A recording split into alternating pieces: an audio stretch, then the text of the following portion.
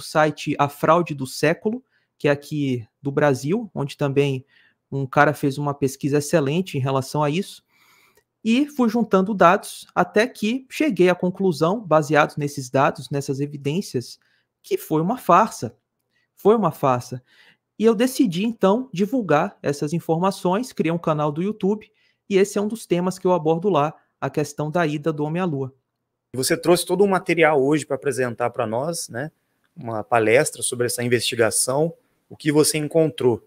Acho que o pessoal vai gostar bastante. Então, o que você tem para iniciar aí, mostrando para a gente as evidências, né, dessa história que foi muito mal contada?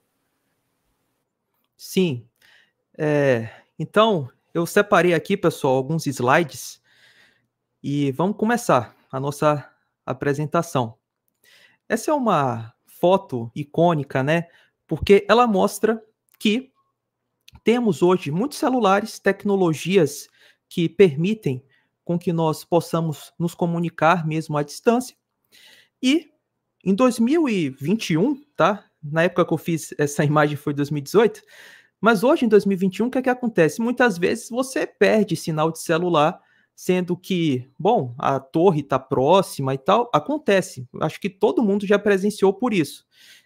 E na questão da ida do homem à Lua, não sei se vocês sabem, mas o presidente Nixon fez uma ligação direta da Terra até a Lua, que supostamente a Lua está em média 384 mil quilômetros de distância, uma distância considerável, e essa ligação é uma ligação perfeita. Tem um vídeo disso. Praticamente sem delay, sem ruído, sem interferência, parece que o cara estava falando ali com o vizinho dele. Enquanto hoje, a gente às vezes tem dificuldade em certas ligações, certo? Com a tecnologia que temos hoje, lembre-se, a ida do homem à Lua foi em 69. Então, eu quero começar com um vídeo, que é o vídeo dessa ligação do presidente Nixon, tá? E eu quero que vocês prestem atenção na gesticulação, na conversa. Eu selecionei uma parte dessa conversa, dessa ligação que o Nixon fez para a Lua.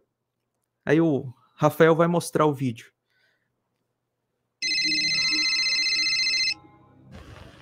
For one priceless moment in the whole history of man, all the people on this earth are truly one. One in their pride in what you have done, and one in our prayers that you will return safely to earth.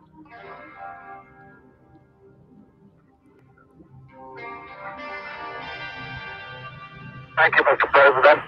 It's a great honor and privilege for us to be here representing not only the United States, but men of peaceable nations, and with interest and a curiosity and with a vision for the future. Honor for us to be able to participate here today.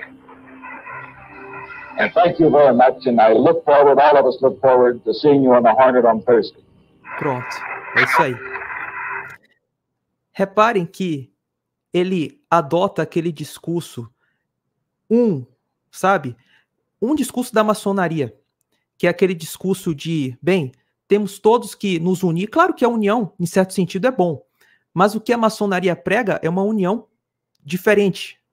E desde aí você já vê um discurso, uma ideia muito ligada às questões maçônicas. Somos homens com interesse, nações pacíficas e tal. E eu vou mostrar para vocês que esse programa Apollo, a tal ida do homem à Lua, ela está recheada com maçonaria, tá? Então, além disso, a simbologia nos diz muita coisa. Note que o nome Apolo é o nome de um deus pagão, certo? Então, no mínimo, eu penso que isso deveria incomodar os cristãos. Afinal, nós estamos falando de uma nação, os Estados Unidos, que é uma nação protestante. O programa Apollo, ele é financiado pelo contribuinte americano, que em sua maioria é cristão, e vocês estão pagando para uma missão com o nome de um deus pagão, Apolo? Esquisito, não? Mas, além disso, antes da Apollo, a NASA tinha feito o projeto Mercury, antes do programa Apollo. E olha que simbologia, no mínimo, esquisita. Uma cruz invertida, aquilo ali parece 2 chifres. Vocês vão ver nessa apresentação que a NASA tem muito envolvimento com maçonaria e também com pessoas ligadas ao satanismo. E aqui nós temos outros símbolos de missões da NASA com nomes de deuses pagãos. Osíris, Ártemis, que supostamente vai ser a próxima missão que vai levar o homem à Lua. É uma deusa pagã, a irmã de Apolo, Gêmini e por aí vai.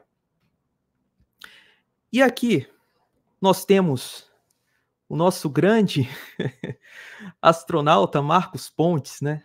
Marcos Pontes, ele é um astronauta da NASA, o único brasileiro que foi ao espaço, na verdade, o único sul-americano que já foi até o espaço. E adivinha, pessoal?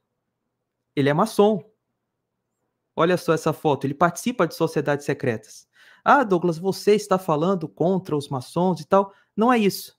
A questão é que você tem que ligar como é que uma empresa americana, onde a grande maioria da população é cristã, não é maçônica, como é que essa empresa, os seus ícones, os seus astronautas estão recheados de maçons que não representam nem 2% da população americana? Ora, porque é uma empresa muito ligada a coisas ocultas. Olha só, esse aí é o Buzz Aldrin, o segundo homem a pisar na Lua. A gente vê aqui claramente que ele está fazendo uma simbologia do olho que tudo vê, que é uma simbologia maçônica ocultista.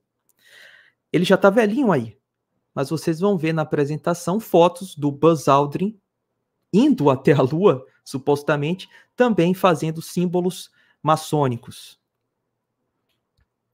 E aqui nós temos um administrador da NASA, o Kenneth Kleinschnack, e note que ele está vestido aí com uma roupa maçônica. E esse cara, na época da missão Apollo, de 69, ele escreveu para uma revista, e ele basicamente confessou que o programa Apollo era um programa maçônico, era a era da maçonaria no espaço. Então a maçonaria, ela já conquistou a Terra, em vários sentidos, governos, políticos, forças armadas, e agora, com as missões Apollo, ela conquistou também o espaço. Eu vou mostrar ainda a citação desse cara aí para vocês. E olha, pessoal, você sabia que, além da bandeira americana na Lua, existe uma outra bandeira lá? Essa bandeira aí, a bandeira de uma loja maçônica, onde um mestre de uma loja maçônica entregou para o Buzz Aldrin, o segundo homem a pisar na Lua, e ele colocou lá essa bandeira na Lua também. Buzz Aldrin, um maçom, como a gente acabou de ver aqui. Também a maçonaria, para comemorar esse feito, né, ela lançou medalhas, moedas.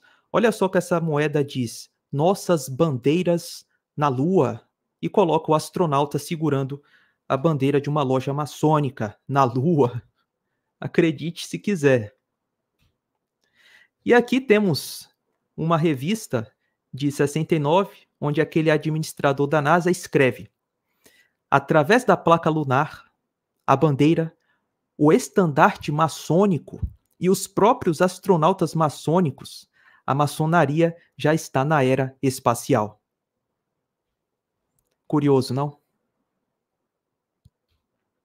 E temos aqui também selos de cartas com astronautas que são maçons, e você vê ali claramente o símbolo da maçonaria. Edgar Mitchell, um homem que supostamente pisou na Lua, está lá o símbolo da maçonaria, né? O esquadro e o compasso. O Gordon Cooper, que é considerado por muitos o maior astronauta da NASA, também você vê o símbolo da maçonaria ao lado dele. James Irving e o próprio Buzz Aldrin também.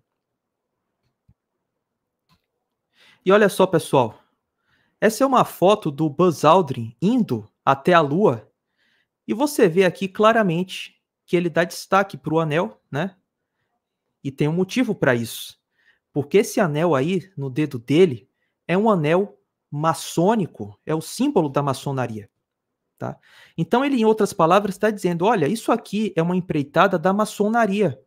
Tá? Não é do povo americano, os cristãos. Não é, é maçonaria. Olha aí, todos esses caras são maçons. Buzz Aldrin, da NASA, tá? Gordon Cooper e todos os astronautas muito famosos. Esses são os astronautas da NASA declaradamente maçons. John Glenn. O Gus Grissom era maçom também. É óbvio que a lista de astronautas maçons deve ser bem maior, se considerarmos os maçons não declarados. Outros astronautas da NASA, como Neil Armstrong, Alan Shepard, William Pogge, Vance Brand e Anthony England, são todos filhos de maçons conhecidos. Marcos Pontes, o único astronauta brasileiro que foi ao espaço, é também maçom. Pronto.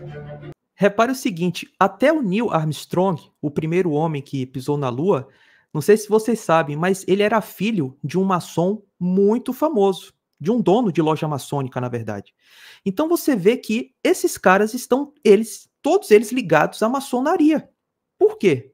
É no mínimo curioso, né, que uma sociedade secreta esteja tão envolvida com um suposto projeto científico. Mas vamos lá. E aqui eu quero contextualizar um pouquinho, né, a história das missões Apollo, qual era o momento da história em que isso aconteceu. Os Estados Unidos estava passando pela Guerra Fria com a União Soviética, tinha a crise dos mísseis em Cuba, né, que foi um dos grandes problemas da administração Kennedy, uma das grandes preocupações, e curiosamente, o presidente que tinha anunciado que o homem pisaria na Lua até o fim da década de 60, ele foi assassinado em praça pública. O John Kennedy. Tá aí a foto dele, né? E aí eu lanço uma pergunta. Será que ele sabia demais? Será que ele desconfiou que a questão da ida à Lua poderia ser uma farsa? E por que eu digo isso? Porque o Kennedy, pouco antes dele morrer, ele fez um discurso denunciando sociedades secretas, tá? Todo mundo sabe aqui, né, que o Kennedy morreu em praça pública, levou tiros na cabeça, né?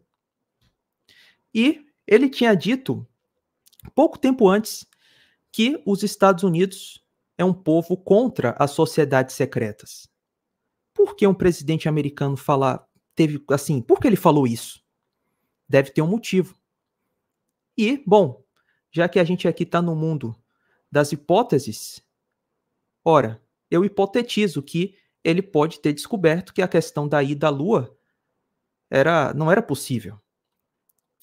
Nas missões Apollo, o computador que fazia todos aqueles cálculos de órbita, ajuste de velocidade, tudo aquilo que não deve ser nada fácil, não é nada fácil, na verdade, o computador de todo aquele foguete que programava, que fazia tudo isso, tinha apenas 32 kilobytes de RAM.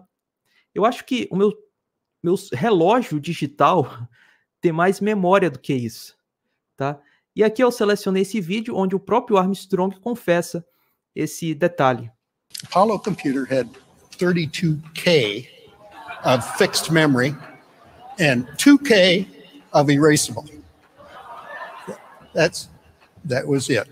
No screen, no sound, no icons, no. É ridículo que esses caras pisaram na Lua com 32 kilobytes de RAM e hoje que a gente tem processadores muitíssimo superiores, temos dificuldade de voltar para lá. Por que não voltamos depois de tanto tempo? Já que esses caras foram com 32 kilobytes de RAM há mais de 50 anos. É algo para se pensar, certo? E aqui tem um astronauta da NASA, né? Que ele fez uma declaração num livro, onde ele basicamente diz que o módulo lunar, aquela geringonça que levou o homem à Lua, vocês vão ver, era algo muito frágil, tá? E que era cheio de problemas. E a gente vai ver aqui esses problemas. Aqui está o protótipo do módulo lunar, onde os astronautas testavam, tá? Aqui na Terra. E aqui na Terra, você conhecendo bem as condições, você tendo várias medidas de segurança, o que é que acontecia? Acontecia vários acidentes nos testes.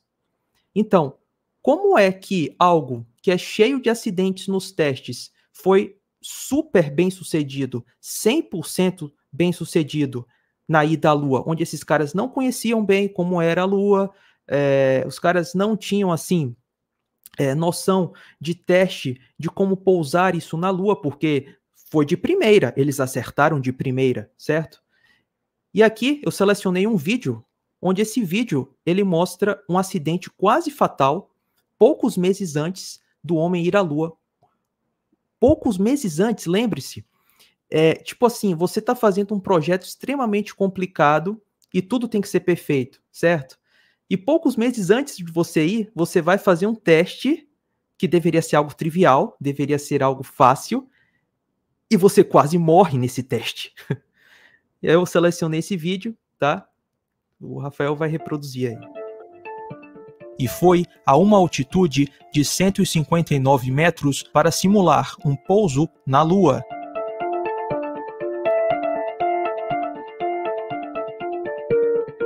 Até aí tudo bem, né?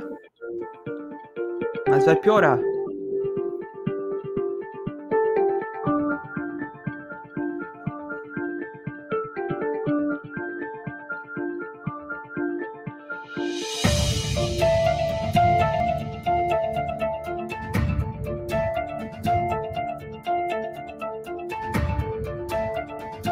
Ele vai começar a perder o equilíbrio.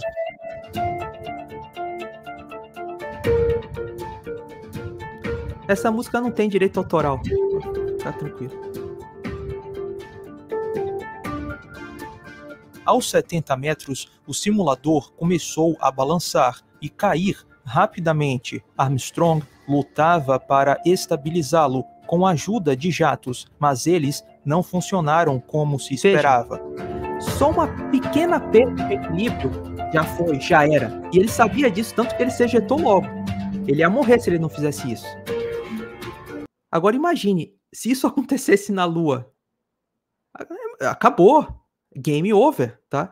Então, aqui na Terra, onde tudo estava bem controlado, onde eles já tinham feito os testes, onde eles conhecem bem o ambiente, aconteceu algo assim? Como é que esses caras foram tão bem sucedidos na Lua? Assim, com um habitat, um ambiente que a gente não está, obviamente, acostumado com uma baixa gravidade suposta, né? Então, assim, acredita quem quiser. Outra coisa curiosa, esse acidente do Armstrong, ele foi 14 meses antes do homem pisar na Lua, Apollo 11. Mas, mais próximo ainda do homem ter pisado na Lua, tinha acontecido um outro acidente, apenas 7 meses antes. Então, pouco tempo antes do homem supostamente pisar na Lua, esses caras estavam tendo vários acidentes nos testes com os protótipos do módulo lunar aqui na Terra. E aqui, né, eu fiz um pequeno gráfico aqui mostrando algumas datas, né? Em 65, o teste com o motor do módulo lunar explodiu. Em 67, teve um teste que o motor pegou fogo. Em 68, como a gente viu, né, o astronauta dizendo que existia inúmeros problemas. Como é que esses caras foram à Lua em 69 com esse histórico de tantas falhas e problemas? E mesmo depois que o homem pisou na Lua, né, ainda estavam acontecendo problemas com testes no módulo lunar, como foi o caso aí do piloto Stuart Presence, em 71.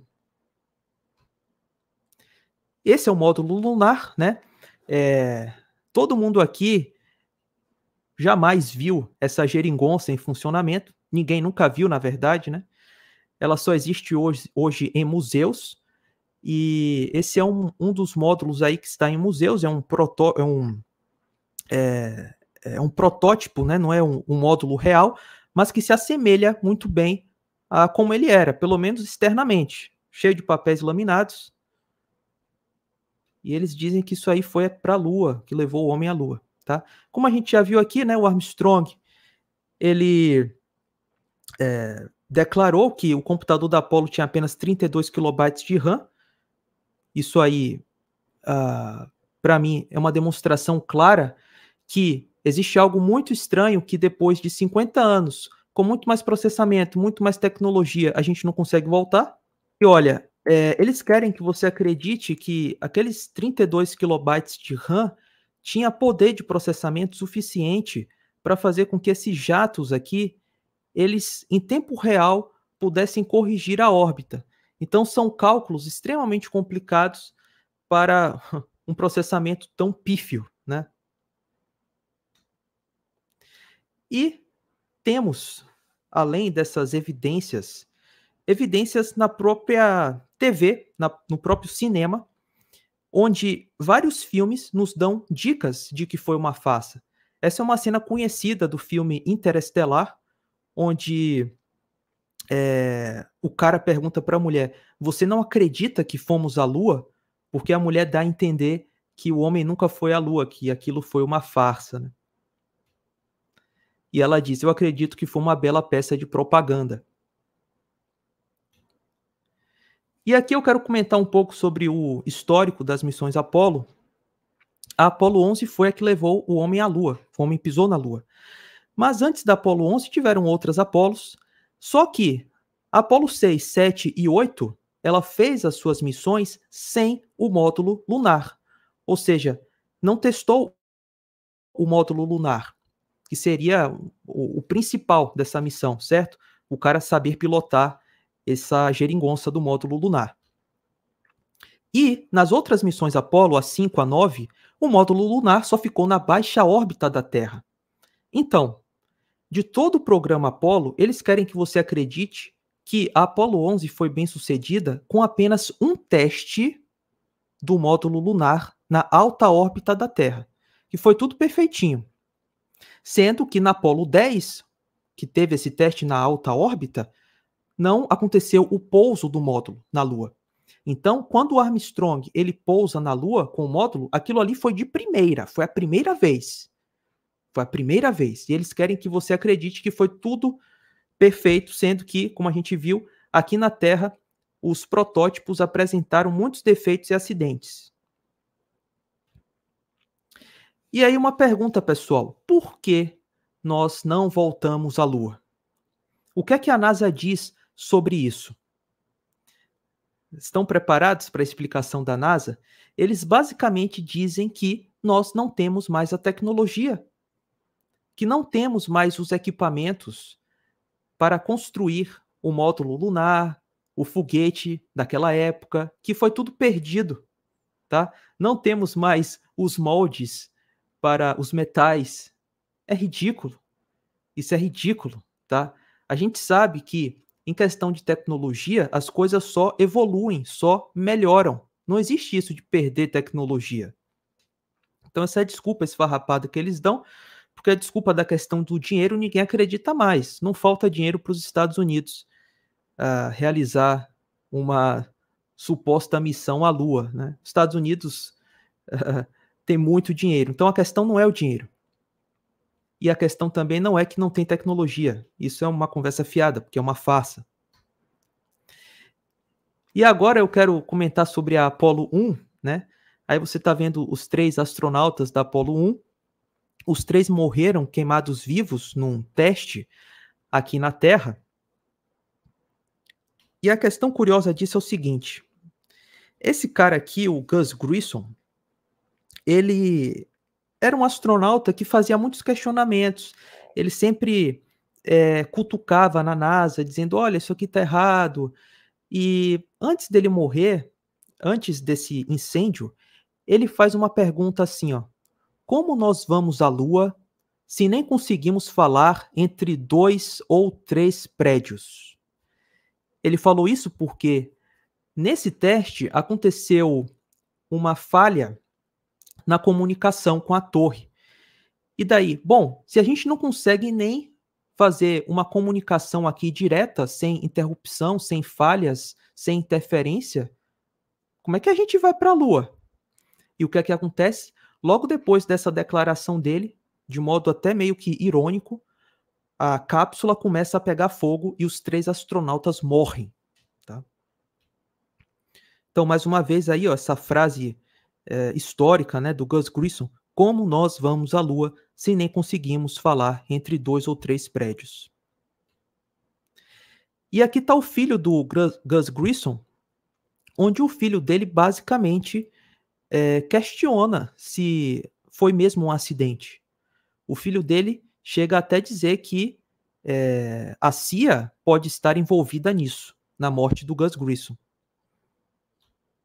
E aqui tem um vídeo que eu separei, que é exatamente o vídeo da transmissão, né? Dessa transmissão que eu acabei de falar da Apollo 1, onde acontece um incêndio. E é um vídeo um pouco forte, vocês vão ver os astronautas gritando, né? Quando o fogo começa a surgir. Então, já fica o aviso aí, é um pouco forte. Mas vamos lá.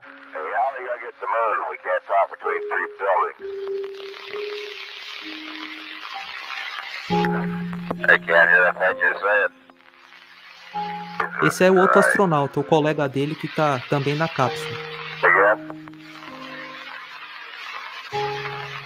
Ele repete o que ele falou.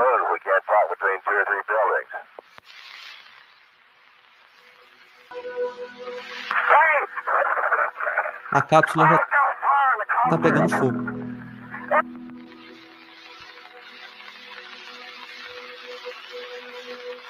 Aí eles perderam completamente a comunicação. Pronto. É algo muito suspeito. Muito suspeito. Você tem um astronauta que questionava a Apollo, a missão Apollo, que dizia, olha, isso aqui tá errado, a gente não tá conseguindo se comunicar bem. O cara fazia questionamento sobre a competência dos engenheiros. E o que acontece com ele? Ele morre dessa forma aí misteriosa num teste. Um teste que supostamente deveria ser seguro, certo? E meio que como uma ironia do destino, ele morre logo depois de questionar a capacidade da NASA de levar o homem até a Lua. O filho dele diz que isso foi uma sabotagem, tá? Isso é a declaração do filho do Gus Grissom. E ele também diz que não sabe se foi feito por uma pessoa ou 50, mas ele sabe que foi algo muito bem feito. E aqui nós temos o investigador desse acidente, vamos dizer assim, o Thomas Ronald Barron, onde ele tinha feito um relatório sobre o que aconteceu, ele tinha feito uma pesquisa, ele foi investigar o que de fato aconteceu ali, e ele chegou à conclusão que nas missões Apollo havia muita negligência, muitas pessoas desleixadas, que o programa não estava sendo levado a sério, e ele iria fazer essa denúncia no Congresso americano. Adivinham o que aconteceu com ele? Ele foi morto, ele morreu num suposto acidente com um trem. Dizem que ele bateu o carro dele num trem, e não só ele morreu, mas também a esposa e a filha dele. Aí fica a pergunta, será mesmo que foi um acidente ou será que foi uma queima de arquivo? Porque ele tinha informações, ele tinha um relatório que mostraria que o programa era uma farsa completa, era um programa assim, um faz de conta. E aqui eu fiz uma timeline das missões Apollo. O acidente da Apollo 1, que a gente acabou de ver, ele aconteceu em janeiro de 67. Então lembre-se, o homem pisou na Lua em 69. Em 67 teve esse acidente. A NASA ficou 20 meses depois desse acidente sem fazer voos tripulados. Ela volta a fazer um voo tripulado em outubro de 68. E acreditem se quiser, em apenas 9 meses desse hiatus de voos tripulados da NASA, em apenas 9 meses, da Apollo 7 para a Apollo 11, a NASA coloca um homem na Lua. Como é que a NASA, em 9 meses, coloca um homem na Lua e depois de 50 anos a gente não consegue voltar lá? Depois de 50 anos de tantos avanços na tecnologia, nos computadores e até nos próprios foguetes também. Para mim isso é muito claro de que foi uma farsa. E é aquela máxima, né? Se você não pode fazer, falsifique. E foi isso que a NASA fez. O presidente Kennedy tinha prometido que até o fim da década de 60 o homem pisaria na Lua. A NASA percebeu que não tinha condições de fazer isso, então decidiu falsificar. E não para por aí. Se você já está achando muito bizarro o envolvimento da NASA na maçonaria, com satanismo, com queima de arquivo, com uma timeline totalmente realística, calma que tem mais. Esse cara aí que vocês estão vendo, que tem um círculo na cabeça dele, é o Wernher von Braun, o diretor da NASA, na época das missões Apollo. Ele está do lado de membros do Partido Nazista. Adivinha por quê? Porque ele era um membro do Partido Nazista. Pois é, o diretor da NASA, das missões Apollo, era um nazista. E ele foi um dos caras que trabalhou no projeto da construção, lá na Alemanha nazista, dos foguetes V2. Eles eram fabricados em campos de concentração. E aí eu selecionei uma foto onde mostra trabalhadores no campo de concentração de Dora fabricando esses foguetes V2, que basicamente era chefiado pelo Von Braun, esse programa aí de fabricação de foguetes da Alemanha nazista. E agora, pessoal, eu selecionei um vídeo de uma pessoa que estava lá nesse campo de concentração de Dora, e ela testemunha dizendo que sim, que Von Braun, ele participava disso. Alex Baum was a slave at the rocket factory, and amazingly enough survived, even after being forced to actually dig these huge tunnels. We never saw daylight till the tunnel was finished and they brought us up. Eles The first fabricavam time um we túnel went pro out of the foguete. tunnel, we were like a bunch of blind men. We couldn't even see because we never had seen light for months and months and months. I'm going to go. This is my number in Buchenwald and Dora. Eles tinham um número, né? Cada um deles. And because they didn't think you were Jewish, you did not have a tattoo. Instead, you had a No, patch. that's right, yeah, If you were Jewish, it would have been tattooed. tattooed. Did you ever see Werner von Olha Braun só. at the rocket camp? Ele vai Yes. dizer que viu Von We- Braun, tá vendo? I mean, anybody who was at the rocket Olha camp só. saw von Braun, we saw Himmler, we even saw Olha só. Goering in Peenemünde. That's the only time I saw him there. They used to hang 5 people a day in the entrance of the tunnel. I mean, who wants to see thousands of bodies, skeletons? Era uma coisa I mean, cruel. that's all we were, skeleton bodies. Então, assim, é algo que a gente tem que parar e começar a refletir um pouco sobre isso. Quer dizer que o diretor da NASA era esse cara? Pois é, para você ver. Veja quem estava por trás desse programa. Não eram pessoas assim tão boazinhas, tá? Como vendem por aí. E o que é que acontece? A Alemanha nazista perdeu a Segunda Guerra Mundial, né? E a Alemanha nazista ela fabricou muitos cientistas. E os Estados Unidos entrou na Segunda Guerra e os Estados Unidos pega esses cientistas da Alemanha nazistas e copta eles para os Estados Unidos. Então eles passam a ter nacionalidade americana. E um desses cientistas foi o Von Braun. Então o Von Braun ele sai da Alemanha nazista e com muitos dos seus colegas passam a trabalhar nos Estados Unidos. No caso do Von Braun, trabalhar na NASA. E tá aí uma foto do Von Braun. Olha só a cara de bonzinho dele. Complicado, não? Será que esse cara era realmente o homem aí que foi capaz de criar um projeto que levou o ser humano até a Lua e tal? Será? E aqui, pessoal, temos um astronauta da NASA, o Don Petit, onde ele confirma aquilo que a gente viu anteriormente. Ele diz que não voltamos à Lua porque não temos mais a tecnologia. Palavras dele, tá? I'd go to the moon in a nanosecond.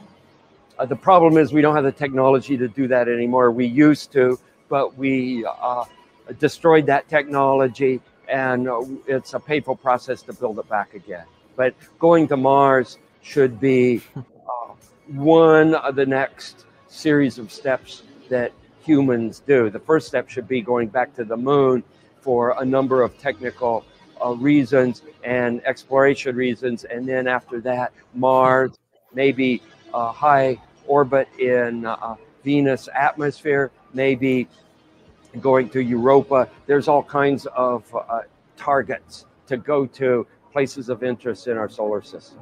The only limit to human future is our own imagination. Então a gente vê que o cara tem muita imaginação, né?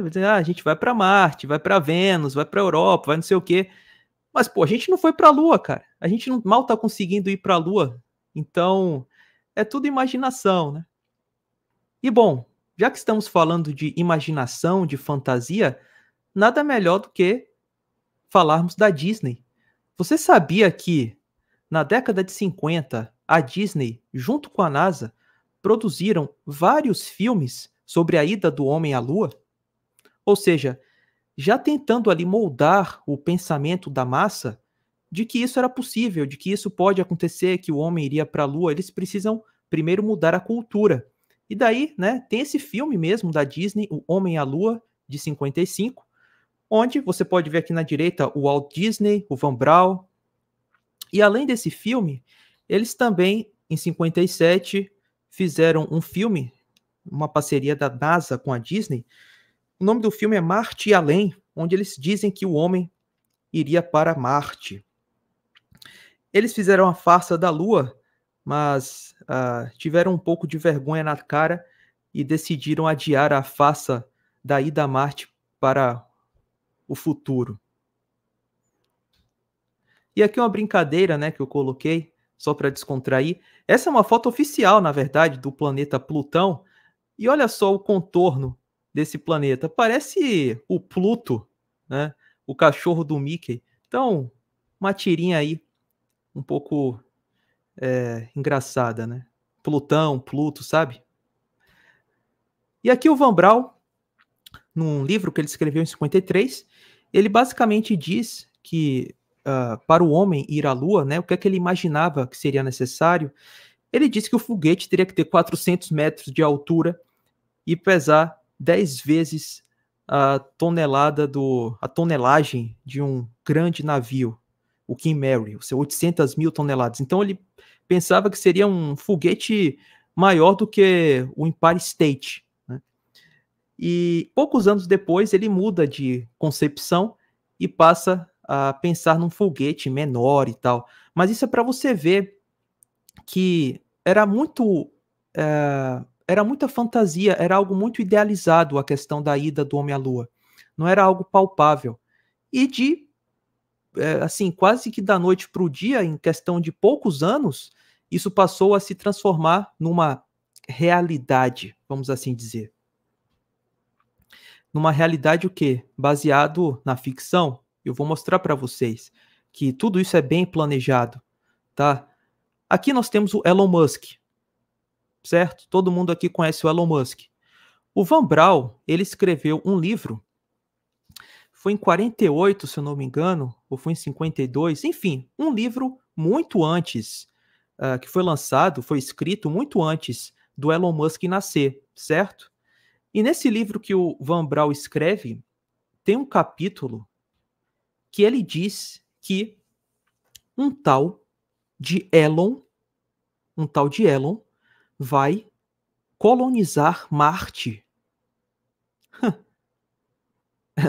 Como é que é? Então quer dizer que o Van Braun, já na década de 50, previa que um tal de Elon vai colonizar Marte. Aí nasce um Elon Musk, na década de 70, o cara consegue criar uma empresa de foguetes, e hoje o principal marketing dessa empresa de foguetes, a SpaceX, é dizer que o homem vai pisar em Marte. Para mim, isso é uma evidência de que toda essa coisa de programa espacial, viagem do homem à Lua, viagem do homem a Marte, é algo muito bem escrito já há muito tempo, previsto. Então o cara faz um livro dizendo: Elon vai colonizar Marte. Elon Musk nem sonhava em nascer. Aí nasce um tal de Elon Musk, muito tempo depois, se torna um bilionário, monta uma empresa de foguetes e começa a dizer que vai para Marte. É algo para se pensar. E agora eu quero falar um pouquinho das estrelas. Isso aqui, quem pesquisa a questão da ida do homem à Lua conhece bastante. O Armstrong, ele disse que lá na Lua ele não viu estrelas. Ele vai dizer que, porque o Sol era muito forte e tal, então no dia, na Lua, não é possível ver estrelas. A gente ainda vai discutir isso. Eu separei o vídeo que ele declara isso, que é bem conhecido. We're never able to see stars from the lunar surface or on the daylight side of the moon by eye without looking through the optics. I don't recall during the period of time that we were photographing the solar what stars we could see. I don't remember seeing any. Então veja, ele fala que não viu estrelas na Lua.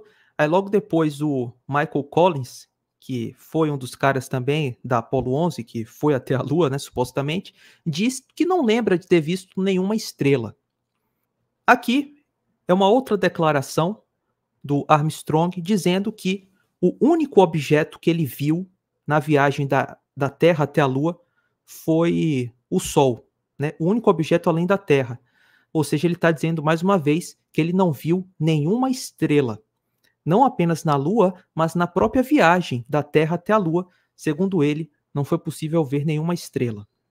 The sky is deep black when viewed from the moon, as it is when viewed from cislunar space, the space between the Earth and the moon. The Earth is the only visible object other than the sun. Que bagunça, cara! Aí eu tiro um sarro porque ele diz que só conseguiu ver na viagem da Terra até a Lua o Sol e a Terra. Ele diz, eu não conseguiu ver estrelas. Mas vocês vão ver agora astronautas da NASA dizendo que no espaço, no lado de dia, sob o Sol, sobre a radiação solar, eles conseguem ver estrelas. Eles até dizem que elas são bem brilhantes. Ou seja, o Armstrong se contradisse. Em outras palavras, ele foi pego na mentira. Can see the stars. Oh yeah. You know, and pretty much all the time you can see the stars. It's not a black void. I mean, it's black, but there's all kinds of little polka dots. There's all the stars there, and the cool thing is about it, you can see it during the day. On a clear night in Colorado up in the mountains where there's no light and you can see all these stars, we'll multiply that by 1,000. That's what it's like in space. And we have to realize that in space, without the intervening atmosphere, the heavens are 10 times as bright, stars 10 times as numerous, because there's no atmosphere to block the light. To you is the coolest, most amazing thing about being in space? The coolest thing for me is the experience of floating, not feeling my weight, and hanging by a window just after sunset and watch the stars in the big black dome of the sky. There's more than stars. You can see planets. You can see moons. You see the gas. Foi uma contradição completa com o que foi dito pelo Armstrong. Então você tem um astronauta que supostamente foi até a Lua e ele diz, não vi nenhuma estrela. Nem na Lua e nem durante a viagem. Aí você vê esses astronautas na baixa órbita dizendo que vêm estrelas mesmo durante o dia. O Armstrong mentiu. Tá? Então aqui um astronauta de uma agência privada espacial que também diz que ele consegue ver estrelas durante o dia. Elas são muito brilhantes. E agora eu quero mostrar para vocês uma outra evidência da farsa, tá? Vocês estão vendo aí esse ponto de luz no capacete do astronauta? É um ponto de luz pequeno, certo? É um ponto de luz pequeno. Aqui uma outra foto. Isso aqui são fotos, tá? Oficiais mesmo, onde os astronautas estão aí na baixa órbita. E você vê que aparece esse ponto de luz pequeno, que é o reflexo do Sol, certo? Um ponto de luz pequeno. Mais uma vez, o reflexo do Sol no capacete do astronauta, ele forma um pequeno ponto de luz. Mas, nas missões Apollo, o que é que acontece? Perceba que o ponto de luz nos capacetes dos astronautas que estão andando na Lua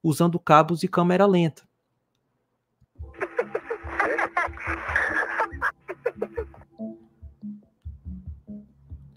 Repare que um objeto cai ao lado do astronauta. Não parece que esse objeto caiu num lugar com uma gravidade 6 vezes menor do que a da Terra. Perfeito. Esse aí é o seguinte, pessoal. Perceba que o astronauta ele está andando e, assim, você consegue ver que algo caiu ali da roupa dele, tá? Mas você percebe que esse algo cai com uma velocidade que não é condizente num lugar com uma gravidade 6 vezes menor do que a da Terra. Justamente porque isso foi feito aqui na Terra, isso não é a Lua, tá, pessoal? E uma coisa mais curiosa é que o astronauta, ele percebe a queda desse objeto. O que é muito estranho, porque a Lua, sendo vácuo, você supostamente não conseguiria ouvir o som, certo? Então aí nesse vídeo você tem 2 erros assim muito claros. Um que é uma gravidade, que é a gravidade da Terra e faz o objeto cair normalmente. E o outro é que o astronauta percebe a queda desse objeto. Em tese, ele não deveria perceber.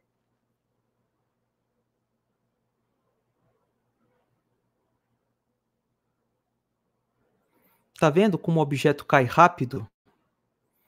Justamente porque isso não foi filmado na Lua, tá? Isso foi filmado aqui na Terra.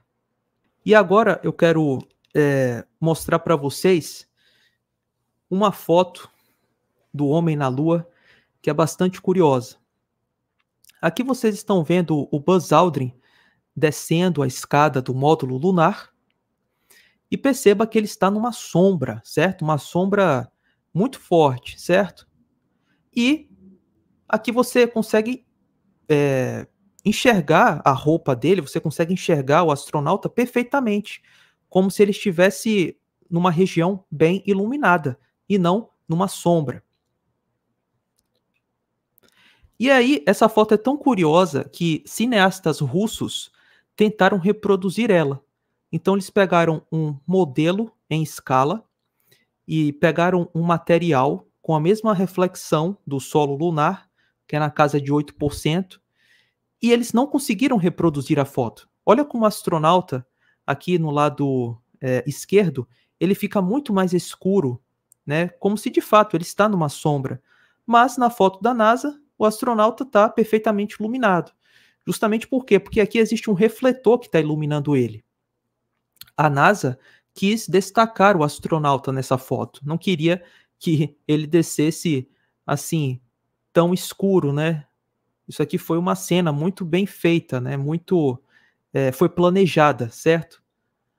Esse é um vídeo da Apollo 11. Repare que à medida que Armstrong se aproxima da fonte de luz, a sombra muda de comprimento, fica mais longa. Depois, quando ele se afasta, a sombra fica mais curta. Esse efeito não tem nada a ver com a luz do Sol ou o terreno. Os astronautas estão próximos do módulo lunar, então sabemos que esse terreno deve ser nivelado, visto que eles escolheram um terreno nivelado para evitar problemas no pouso. O efeito do alongamento das sombras é exatamente o que acontece quando alguém é iluminado por uma luz artificial e se aproxima dela.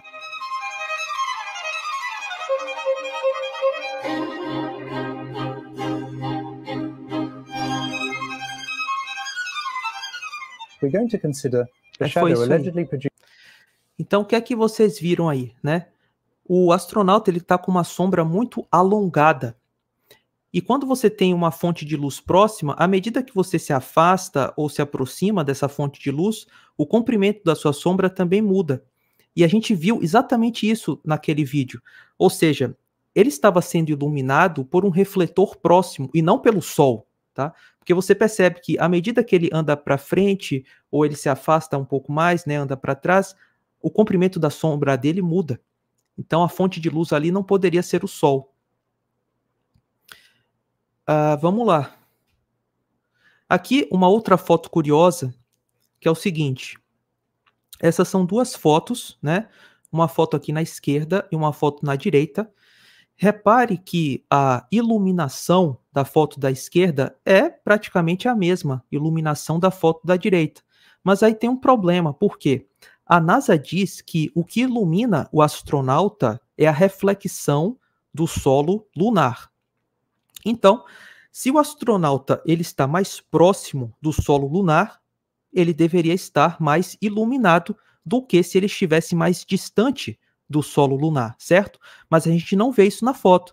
O astronauta dentro da escotilha está tão bem iluminado pela reflexão do solo quanto ele está no momento que desce a escada.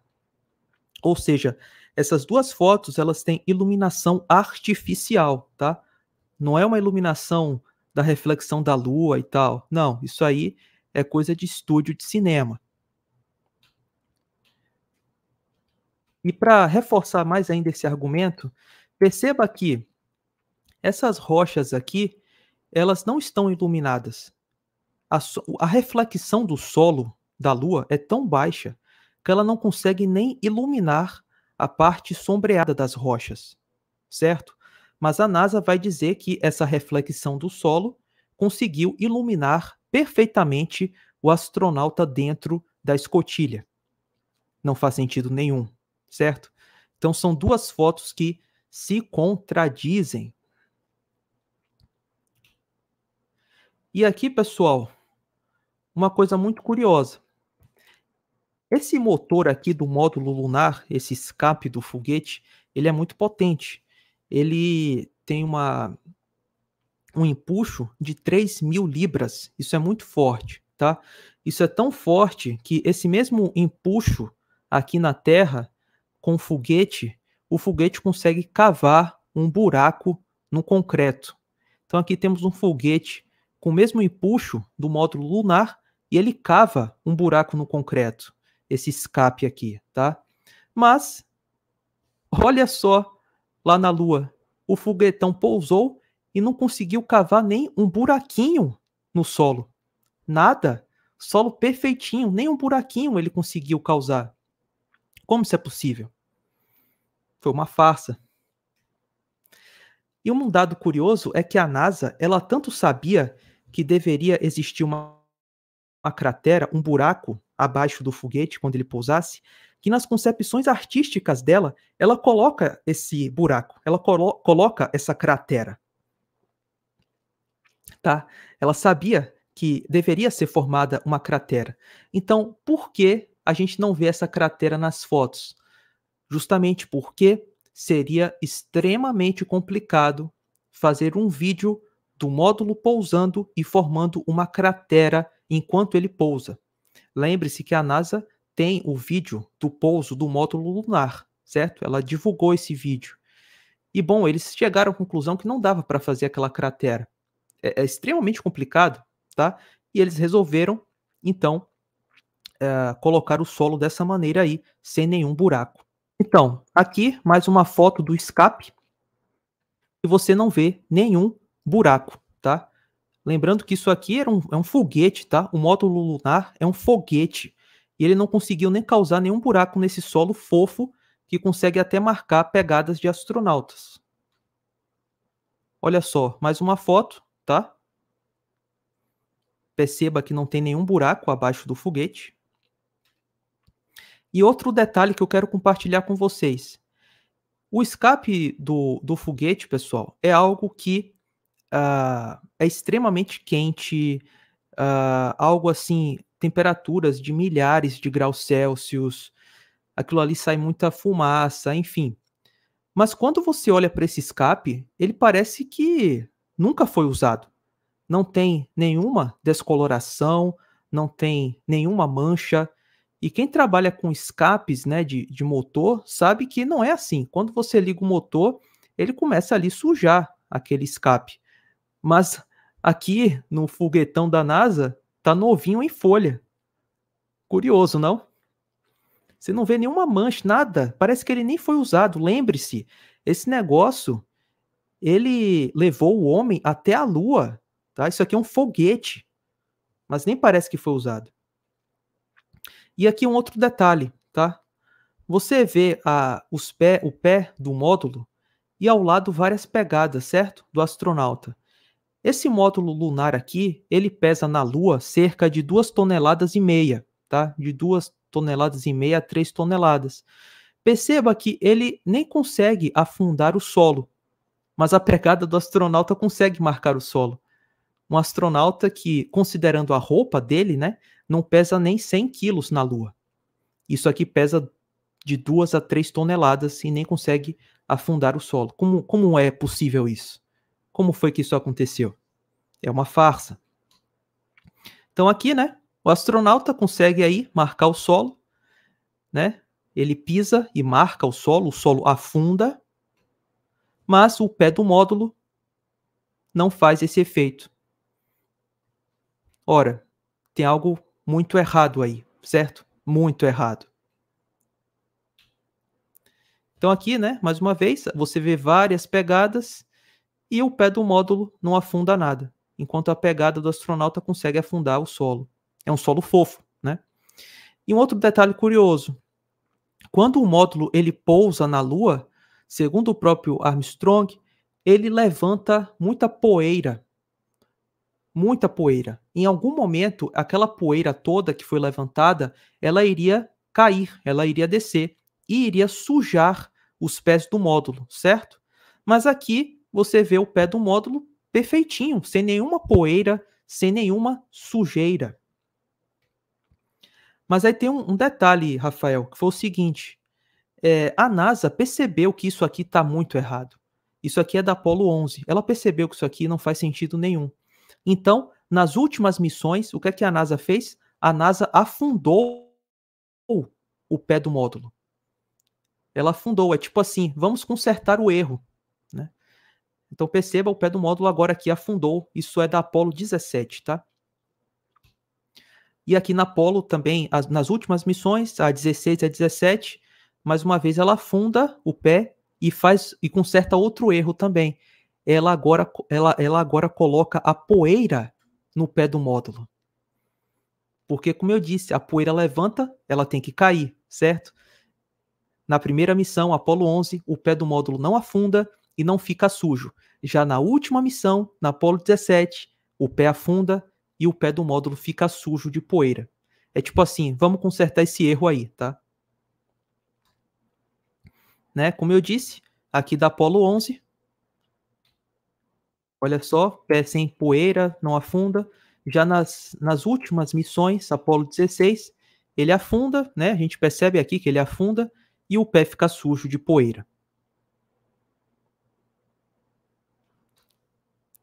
E aí alguém pode dizer, mas Douglas, a União Soviética, ela confirmou que o homem pisou na Lua. Pessoal, vamos pensar um pouquinho. Quem confirmou que o homem foi à Lua? O governo corrupto soviético, que a gente sabe que é um governo corrupto, Stalin e tal, toda aquela galera vermelha, ou será que foi, ou será que quem confirmou, o governo ou o povo? Essa é a questão, quem confirmou, o governo ou o povo? Porque o povo soviético não acredita que o homem pisou na Lua. O governo corrupto, sim, vai confirmar. E aqui foi feita uma pesquisa, né? Onde eles concluíram que a maioria dos russos não acreditam que o homem pisou na Lua. Então, assim, os soviéticos também duvidam. Aí você vai dizer, mas o governo confirmou. Mas o governo é corrupto, a gente sabe disso. Certo? E até o governo desconfia, o governo soviético. Sabe por quê? Na Copa do Mundo de 2018, que aconteceu na Rússia, o FBI ele quis investigar questões de corrupção na construção dos estádios lá na Rússia. FBI, Estados Unidos, certo? Qual foi a resposta do governo russo? Adivinha? Eles declararam logo depois que iriam abrir uma investigação sobre a viagem do homem à Lua em 69. Mas espera aí. Vocês duvidam? Não é um fato? Como assim? Então, os Estados Unidos, o FBI, ele encerra essas investigações de corrupção na construção dos estádios lá na Rússia, da Copa do Mundo, e a gente não vê mais nenhuma atualização dessa notícia aqui, da Rússia investigando os Estados Unidos sobre a viagem à Lua. Então é tipo assim, não fale de mim que eu não falo de você. É mais ou menos isso.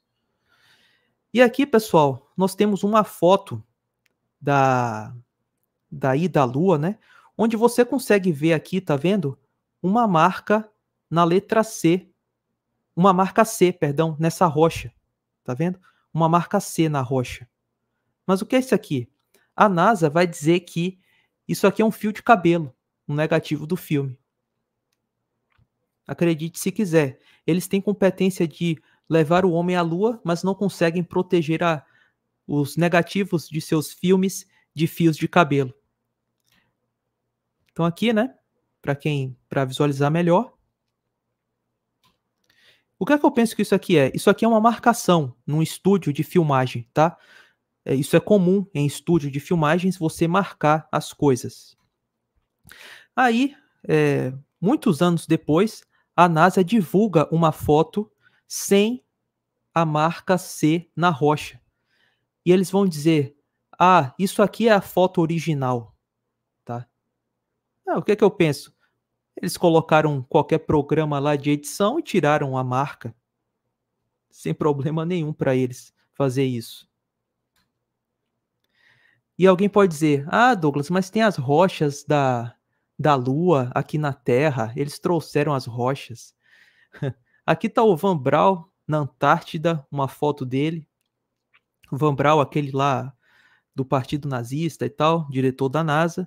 E nessa missão do Van Braun na Antártida, ele coletou muitos meteoritos lunares.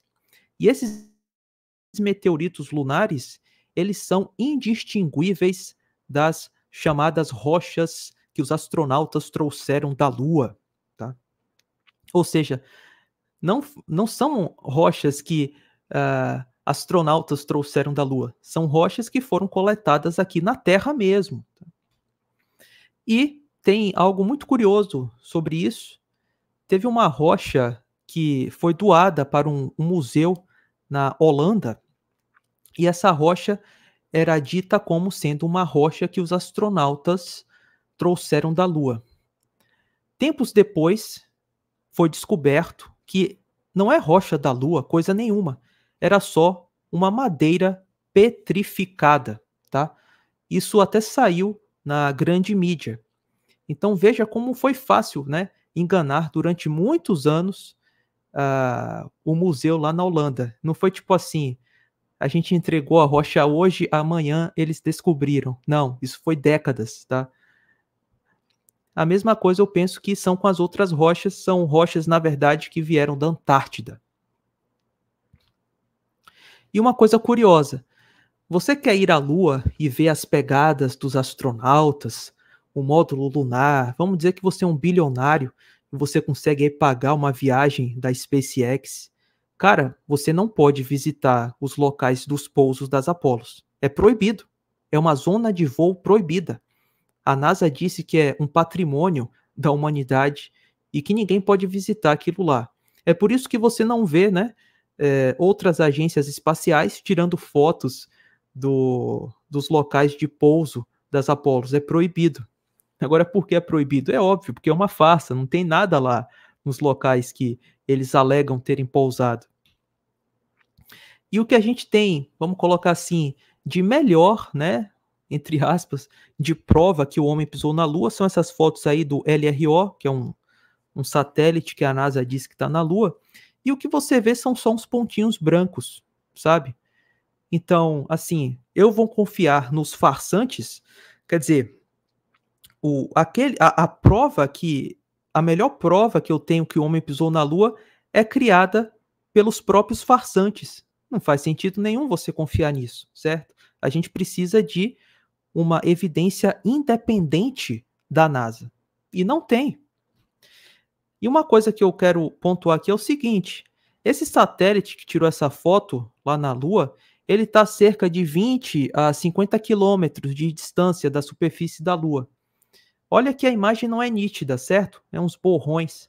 Agora, quando você pega satélites aqui na Terra, que alegadamente estão a 500, 600 quilômetros de altitude, com uma atmosfera densa, certo? Você consegue ver muitos detalhes. Lembre-se que na Lua, como nos dizem, a Lua está no vácuo, então não tem atmosfera. E mesmo assim, a imagem aqui, ó, muito borrada, sem definição. e mesmo estando em baixa altitude, o suposto satélite.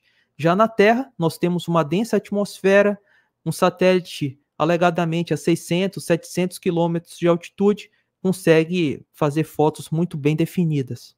Por que a NASA não tira uma foto bem definida do módulo, das pegadas, das trilhas dos jipes? Ora, se eles colocaram homens na Lua, tirar uma foto do que foi deixado lá em alta resolução deveria ser brincadeira de criança, certo? E aqui, um ponto que eu gosto de comentar também é sobre a questão da temperatura.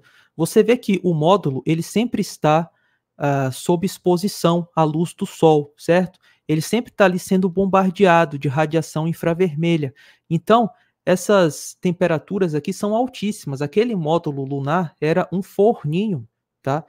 Extremamente quente. Como é que esse módulo lunar, em missões como Apollo 17, conseguiu ficar durante dias na Lua e conseguir ainda manter uma temperatura agradável para os astronautas? Que refrigeração fantástica, inacreditável esse módulo lunar tinha. Então, além do contato térmico aqui que os pés têm com o solo da Lua, que também, em tese, é extremamente quente, certo? É na casa de 120, 130 graus Celsius. Né? A Lua, no caso, nós temos 3 formas de propagação de calor: convecção, condução e radiação. Na Lua, o calor ele era principalmente propagado por condução, porque o módulo estava sempre em contato com a superfície, e a bota do astronauta também, e pela radiação infravermelha do Sol, a luz do Sol. Então, esses caras estavam aí sobre a superfície da Lua, uma superfície de 120, 130 graus Celsius, e conseguiam manter uma temperatura agradável para eles dentro daquela roupa.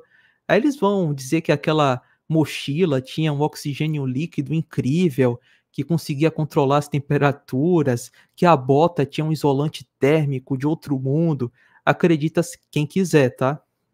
Because of a gentleman named Galileo a long time ago, who made a rather significant discovery about falling objects in gravity fields. And we thought that where would be a better place to confirm his findings than on the moon. Na Apollo 15, o astronauta David Scott realizou uma demonstração ao vivo na Lua para as câmeras de televisão.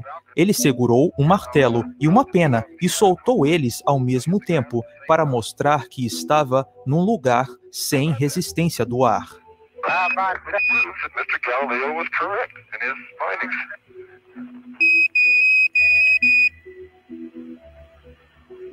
Com técnicas de edição. Então, aí eu iria mostrar depois que esse mesmo fenômeno que foi feito na Lua, das coisas caírem no mesmo intervalo de tempo, você consegue também reproduzir aqui na Terra com câmera lenta. Olha só, você está ouvindo o som da martelada? Olha vários sons que você consegue ouvir. Mas como isso foi possível se a Lua está no vácuo?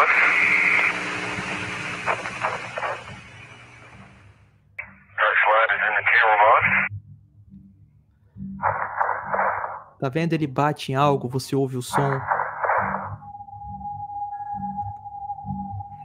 Ele fecha algo, você ouve o som, tá vendo? Olha só.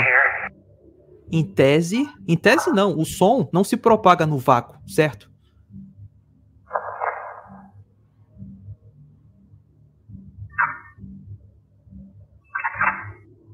Olha só, tá vendo?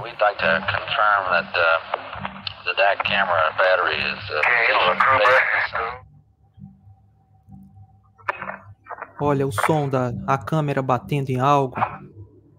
Ele pegando algo, você escuta o som. Olha, ele joga algo numa cesta, você ouve o som. Mas peraí, os caras não estão no vácuo? O som agora passa a propagar no vácuo? Esquisito, não? Muito esquisito. Há exatamente 40 anos saía da Terra a Apollo 11, a primeira missão a chegar à Lua. A NASA, a Agência Espacial Americana, que conseguiu esse grande feito, admitiu hoje que falhou numa tarefa muito mais simples, conservar as imagens originais do evento. Existem muitos formatos que só tem verniz e não. Os americanos Neil Armstrong e Buzz Aldrin ainda fincaram uma bandeira lá em cima, e o registro original da história foi apagado, porque a NASA, que chegou à Lua, não conseguiu conservar as gravações. A Agência Espacial Americana recorreu aos arquivos de agências e redes de TV para, neste 16 de julho de 2009, mostrar ao mundo como foi o 20 de julho de 69, o dia exato em que o homem pisou na Lua. Foi muito confortável viajar naquele foguete maravilhoso, disse hoje Buzz Aldrin aos 79 anos. Mas até hoje há quem duvide, não do conforto, do feito. 6% dos americanos acreditam numa farsa. Olha só esse antigo vídeo que circula na internet. Enquanto os astronautas tentam pisar na suposta Lua, a iluminação do cenário vem abaixo.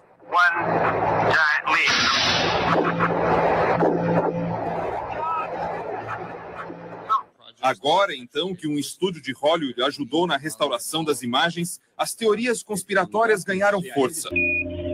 Roger, Tranquility, we copy that. We cannot believe you are on the fucking moon. Repeat, cannot fucking believe it, over.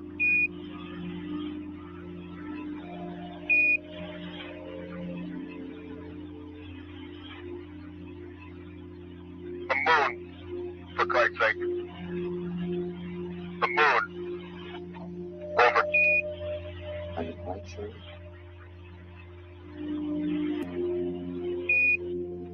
Tranquility? Holy living fuck. Are you fucking believing this? Over. We read you. Over. I hope the two of you are not concerned about this. I absolutely am standing on the surface of the fucking moon. I'm talking to you from the surface of the fucking moon. Jesus H. Christ in a chicken basket.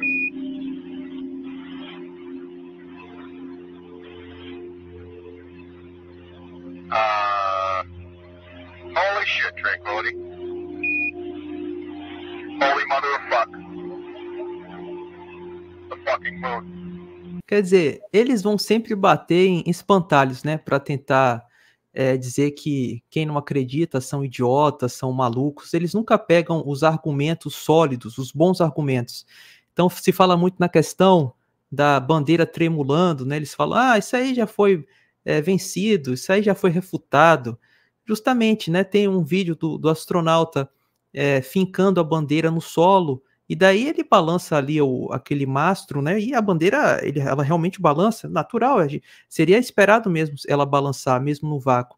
Agora eles não mostram, por exemplo, um vídeo que a bandeira tá lá, sem ninguém encostando nela, o astronauta passa ao lado dela e ela começa a balançar. Ou seja, como se fosse um ventozinho, ele carregou um certo vento quando passou por ali, mas em tese a Lua não tem vento. Então, assim, a grande mídia, ela sempre vai mostrar os espantalhos para dizer que o homem foi à Lua. Ela nunca vai investigar a questão com profundidade, mostrando os bons argumentos, os argumentos do pessoal que defende que não foi, o pessoal mesmo que estuda essa questão. Então, tipo, aí eles mostram lá um vídeo, né, de uma iluminação caindo e tal. Eu nunca apresentei isso no meu canal, e ninguém sério que fala dessa questão apresenta coisas assim, né? Porque claramente são fakes que o pessoal faz para ridicularizar quem não acredita que o homem pisou na Lua.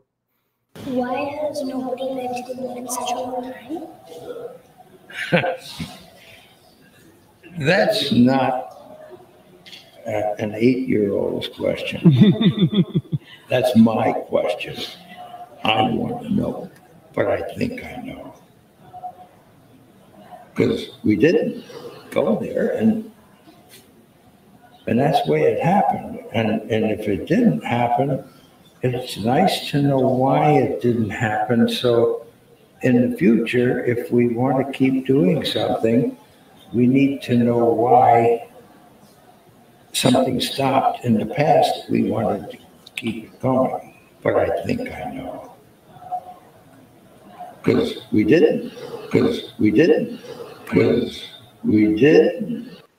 Ele dá muito indiretas, né? Ele tá basicamente dando uma indireta. Ele não fala assim explicitamente, né? É todo um discurso ambíguo para dar a entender que eles foram sim, mas que não foram, na verdade, porque ficou no passado e a gente tem que entender por que não voltamos. Quer dizer, ele faz todo esse malabarismo. Eu penso que esses caras, eles às vezes eles lutam para dizer a verdade. Tem vídeo lá no meu canal que eu demonstro assim claramente o Armstrong querendo dizer que é uma farsa, mas ele não pode dizer. Então eles sempre usam as entrelinhas, né? Um discurso ambíguo. Agora quem está atento já percebe também, né? Um jornalista, o Bart Sibrel, e ele também desconfia, né, que o homem foi à Lua. Ele fez até um documentário sobre isso, e ele fez essa proposta de que os astronautas colocassem a mão sobre a Bíblia e jurassem que foi à Lua. Ele também acredita que tem muita questão de ocultismo, satanismo por trás disso, então por isso que ele fez essa proposta com a Bíblia. E a gente vê que os astronautas ficam muito nervosos. Teve um que deu um soco na cara do jornalista, outro ameaçou o jornalista de morte. O Armstrong não jurou sobre a Bíblia, a gente vê que ele fica assim meio tenso. Então, são coisas que eu penso que só corroboram para a visão de quem não acredita, né? Então, se você não acredita que o homem pisou na Lua e você vê um vídeo deles negando, jurarem que pisaram lá, para mim isso só evidencia mais ainda a farsa. Legal. E muitas pessoas perguntaram aqui, né? Qual será o motivo deles esconderem, de criarem essa farsa, né? Quais eram os interesses por trás, na sua opinião, assim? E por que não é possível, talvez, chegar na Lua, né? Qual é a sua opinião? Eu penso que o interesse ele é muito geopolítico, poder, controle. A gente vê que os Estados Unidos, depois da ida do homem à Lua, passou a ser assim a maior potência tecnológica do mundo, passou a ser visto pelo mundo como uma grande nação, uma grande potência. Os astronautas, eles sempre foram muito bem recebidos em qualquer lugar do mundo que eles iriam, porque lembre-se, a ida do homem à Lua, ela não é uma conquista apenas dos Estados Unidos, é uma conquista da humanidade. Então, lembrando lá no começo do vídeo, né, que o presidente Nixon fala aquele discurso da maçonaria, todos os povos, um só, aquela coisa toda. Então, eles tentam justamente fazer isso, porque, bom, a gente sabe que a questão aí, para quem crê na Bíblia, existe um desejo de uma nova ordem mundial, de uma nação unida, todos unidos, certo? É claro que a união, em vários sentidos, é boa, é benéfica, mas existe também um certo sentido de união que é do mal mesmo, certo? Então, eu penso que essa questão da ida do homem à Lua, ela foi feita com esse ideal maçônico. Lembre-se que lá no começo do vídeo, né, a gente mostrou um maçom falando assim, agora é a era da maçonaria no espaço. Porque a maçonaria já controla os governos aqui na Terra, então agora eles também estão controlando o espaço, né? Foram eles que pisaram lá na Lua e tal. Então eu penso que foi uma farsa, a intenção dessa farsa é a intenção de poder, controle, de domínio mesmo. E a questão de que você falou porque a gente não pode ir, eu penso que existe uma radiação. Eu penso não, isso não é achismo. A radiação do espaço ela é extremamente mortal para o ser humano, para qualquer coisa viva. E não tem proteção que possa levar um foguete até a Lua e o cara pisar na Lua e voltar à Terra com segurança. Perceba que esses astronautas eles voltaram todos muito saudáveis, morreram bem velhinhos, sem nenhum efeito dessa radiação mortal do espaço. Foi uma farsa. Então, assim, eu penso que uma das principais dificuldades é a questão da radiação. Eu penso que a impossibilidade é a questão da radiação. Inclusive, os astronautas da NASA, os especialistas, os cientistas, dizem que o cinturão de Van Allen, né, é o campo de radiação que impede a passagem.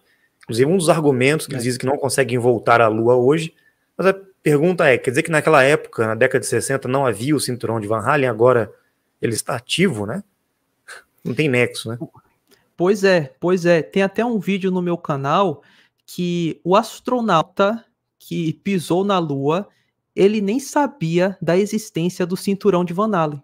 Para você ver o nível de ignorância desses caras, né? Então, tudo foi uma farsa. Eu não tenho outra conclusão. Depois que eu vejo tantas evidências, eu vejo tantas contradições da NASA, eu chego à conclusão que foi uma farsa. E também eles poderiam fazer novas filmagens ou viagens falsas com a tecnologia de hoje, de efeitos especiais, de Hollywood, está 1000 vezes melhor do que naquela época. Então eles podem fazer qualquer filme hoje apresentando uma ida a qualquer planeta, né? Vamos dizer assim. E eles não fizeram, né? Estão especulando ainda. Então é muita coisa aí. Eles querem agora ir a Marte, né? Eles falam que para voltarmos a Marte, temos que primeiro... temos que primeiro voltar à Lua e da Lua irmos a Marte. Engraçado que você vê documentos da década de 70 do Van Braun, o diretor da NASA, falando que até o ano 2000 a Lua estaria completamente colonizada pelo ser humano, que já existiria uma base permanente do ser humano na Lua. Veja que a gente nem conseguiu voltar, né? Então eu penso que esses caras... O que é que eu penso que aconteceu no fundo? Eles fizeram uma farsa e eles tinham uma ideia de que em algum momento essa farsa seria realidade, que eles conseguiriam de fato pisar na Lua. E se passou tanto tempo, eles perceberam que não é possível, não dá para fazer. E, bom, fazer o quê? A gente vai ter que manter a farsa e a gente vai ter que manter esse sonho de viagem espacial, de que dá para morar em Marte, plantar batata em Marte, enfim, toda essa conversa aí das viagens espaciais que a NASA vende e que ganha muito dinheiro. Pois é, tá bem explícito isso, né? Acho que muitas pessoas hoje em dia já despertaram, já estão vendo, né? Essa falácia, os argumentos, os próprios astronautas, e eles são muito bem pagos para isso, até ameaçados, né? Para não apresentar as verdades. E os pesquisadores já estão encontrando as evidências, né? Mais do que escancaradas, até mesmo que dizem que a fita, né? A gravação original foi perdida. Como é que eles perdem uma filmagem original, né? Os registros, os arquivos. Então isso é um absurdo, né? Então é muita contradição. Realmente, nós de Dáquila também compactuamos, né, com essa investigação. Sabemos que o homem não pisou na Lua. Isso foi tudo uma grande mentira para enganar a humanidade. Existem interesses realmente geopolíticos, financeiros, né? A economia mundial depende, a NASA, ela recebe, agências espaciais de modo geral, todas estão compactuadas, né, para terem seus lucros bilionários aí, para sustentar essas mentiras. Agora a pergunta é, o que eles estão buscando, né, no espaço? Se existe essa limitação para até sair da Terra, né, por que eles investem milhões, bilhões, né, para fazer essas viagens espaciais, essas explorações, essas tecnologias de foguetes? Eles estão buscando alguma coisa, né? Porque não é possível ficar nessa insistência, ou é só um teatro mesmo, ad eterno. Olha, eu penso que, assim, existe uma agenda mais oculta por trás disso, que eu penso que é a questão dos alienígenas. Ou seja, é necessário vender a ideia de que em algum momento a Terra vai ser visitada por alienígenas, enfim, que é possível, né, que os alienígenas venham aqui de outros planetas e tal, vida em outros planetas. Eles falam muito isso. Há quantos anos se fala vida em Marte? Que eles vão achar vida em Marte, né? Então a gente vê muito a NASA fazendo essa propaganda. É uma coisa oculta, é uma coisa que eu acho misteriosa, mas existem indicativos, né, que há uma agenda, assim, por trás disso. Legal. Nossa, é muita informação, são muitas evidências, o pessoal adorou aqui, os comentários estão sendo muito legais, quase todo mundo está concordando, né, com as investigações. É isso aí, Douglas. Deixa suas considerações, então, finais aí para o pessoal, sua mensagem, estimulando o pessoal a buscar conhecimento, buscar mais verdades, né, sobre essas coisas. Para a gente já ir finalizando nossa live de hoje, que foi excelente. Chegamos a 1.600 pessoas ao vivo. Foi muito bom. Queria te agradecer e deixe suas considerações para nós aí, para a gente já ir encerrando. Fique à vontade. Então, pessoal, muito obrigado pela presença de todos vocês. É um grande prazer estar aqui, poder apresentar esses pontos de vista, né, essas evidências. E agora é com você. Cada um vai julgar, cada um vai analisar o que foi apresentado e vai tirar suas conclusões, tá? Não quero impor aqui a minha visão para ninguém, é apenas o meu ponto de vista. E eu penso que a gente tem que caminhar dessa forma, né? Com respeito, cada um apresentando suas ideias, um debate saudável, sem censura, com liberdade de expressão, que está faltando muito no mundo, principalmente nas questões atuais, né? A gente vê a grande mídia sempre apontando o dedo para as pessoas. Ah, você é um negacionista, você é um teórico da conspiração, sabe? Aquela coisa que já tá cansando, ninguém aguenta mais isso. Então, assim, muito obrigado aí pelo convite, Rafael, foi um grande prazer estar aqui conversando com vocês, tá? Estou à disposição e basicamente é isso. Os meus canais, pessoal, aqui minhas redes sociais, né? Eu tenho um canal no YouTube, o Inteligentista. Lá vocês vão achar mais informações sobre essa questão da ida do homem à Lua, com mais detalhes. Tem pelo menos 9 horas de conteúdo só sobre isso no meu canal. Eu também abordo outros temas, questões escatológicas, coisas da Bíblia, Torre de Babel, Dilúvio de Noé. Enfim, eu falo sobre várias coisas lá no meu canal. Tenho também Telegram, Twitter, Instagram. Então é só você buscar Inteligentista que você acha minhas redes sociais. E basicamente é isso. Muito obrigado mais uma vez.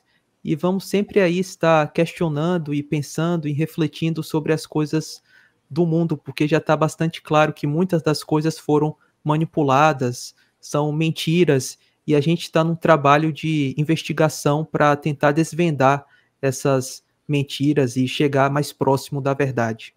Muito obrigado. Obrigado, Douglas. Obrigado a todos que estão presentes na live. Foi um prazer estar com vocês essa noite nessa investigação sobre a ida do homem à Lua. Vamos pesquisar, vamos continuar buscando mais informações, mais conhecimento para desvendar aquilo que está oculto de nós. Então, uma boa noite para todos. Deixe seu like, comentem aí no vídeo se você gostou do conteúdo e nos vemos numa próxima live. Obrigado, Douglas. Valeu!